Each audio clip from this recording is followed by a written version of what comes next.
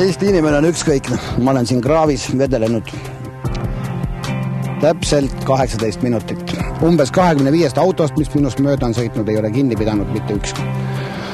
Vaene koer, kes siin samas vedeles, ootas abi üle 2 nädala.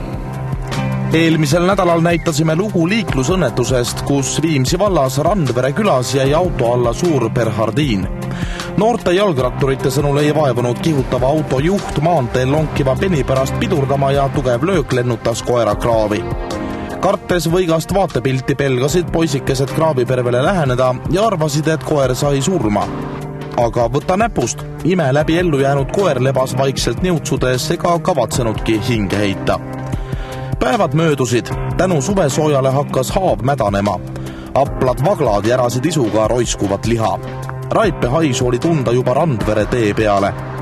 Nagu aimates, et äkki pika rohuse eest teda ei märgata, võttis koerake end lõpuks kokku ja komberdas tagasi maanteele. Eemalt lähenes tumedat värvi sõiduauto, paraku ka selle roolis olev inimahv ei taibanud kiirust vähendada ja põrutas vaevu liikuvale koerale uuesti otsa. Seega vaene perha jäi juba teist korda auto alla. Lõpuks juhtus sellest kohast läbi sõitma kohalik liinibuss. Selle juht Raimond Metste ei pidanud paljuks kinni pidada. Ma nägin, kui loom oli tee peal ja masinad seisid kõrval, valge džiip, must universaal ja jalgrattur. Džiip tuli niimoodi risti sinna ette, ma ei tea, kas tagasi pöörata või tõmbas lihtsalt varjuks ette, et veel kord üle sõideta. Vereloik oli jah tee peal, ta oligi vereloigus oli ta. Seaduse järgi peaks sellistel juhtudel ravi eest tasuma omavalitsus. Tegelikkuses läheksid aga vallajuhid pigem vabasurma, kuid vigastatud loomade raviks nad raha ei anna. Et Viimsi koera seisund oli väga halb, ei hakanudki varjupaiga töötajad Viimsi vallavalitsusega kemplema, vaid pöördusid otse loomakaitse seltsi poole. Helistas loomade hoiupaik, kes palus siis abi, kuna koer oli nii kehvas seisus, siis palus abi hoiukodu leidmisel, et teda ei oleks saanud hoiupaigas hoida. Vigastatud koer toimetati Haabersti kliinikusse. Koera seisund oli väga raske ja loomaarstid hakkasid võitlema ta elu eest. Vaatamata vähesele lootusele alustati pikka ja kallist ravi. Tekkis niisugune moment, et tema hakkas tasapisi sööma ja taastuma ja need reedesed verenäited olid tunduvad paremini, kui me võtsime eile.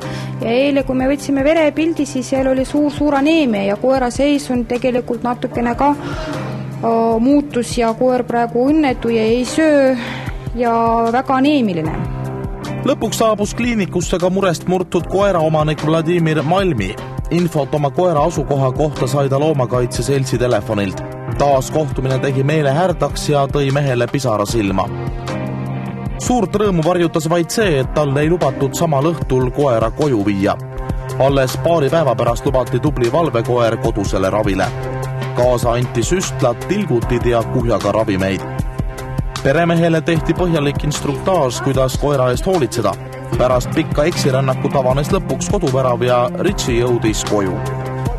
Suure aknaga kaminatuppa tehti talle ase. Pere teised koerad tulid kadunud sõbrakest tervitama.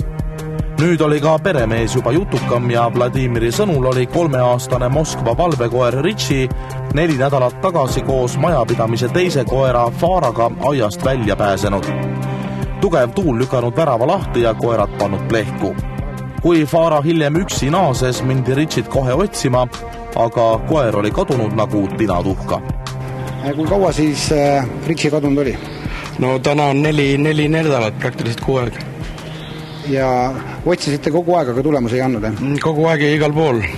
Raadiosse sai infot edastatud ja varjupaika sai helistatud ja siis terve küla siin sai läbi kammitud lastega ja kuskil mitte midagi.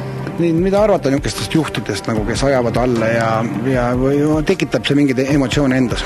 No eks kindlasti, aga võiks ju, igaühega võib juhtuda, aga võiks ju ka helistada kuskil ja teavitada, et loom jäi alla, et nii ja naa. Aga niimoodi teda kraavi jätta, see on ka ikka sigadus minu meelest.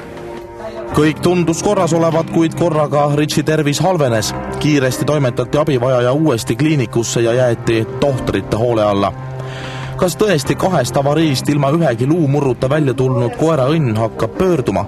Või mis te teinud olete, mis teile tegite temaga? Eile me tegime vereülekannet ja vaatasime, kuidas koer reageerib selle vereülekanne peale ja tegelikult ta eriti ka ei reageerinud ja võib-olla homme tuleb teist korda teha seda vereülekannet, et tegelikult see verepilt on sama ja verepunalibleed ei taastu. Et tegelikult see tähendab seda, et organism ei taha taastuda. Aga mis selle põhjus võib olla?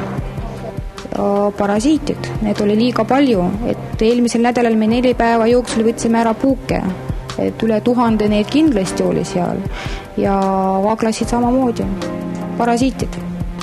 Tänasest jääb Ritsi jälle loomaarstide valve alla ja heade inimeste abiga jätkub võitlus tema elu eest. Mõnedel inimestel võib tekkida küsimus, et no mis pärast on vaja ühe peniga nii palju jännata. Aga selleks, sõbrad, et elu on püha ja seda peaks just eelkõige hinnata oskama plekk kirstures kihutavad autojuhid.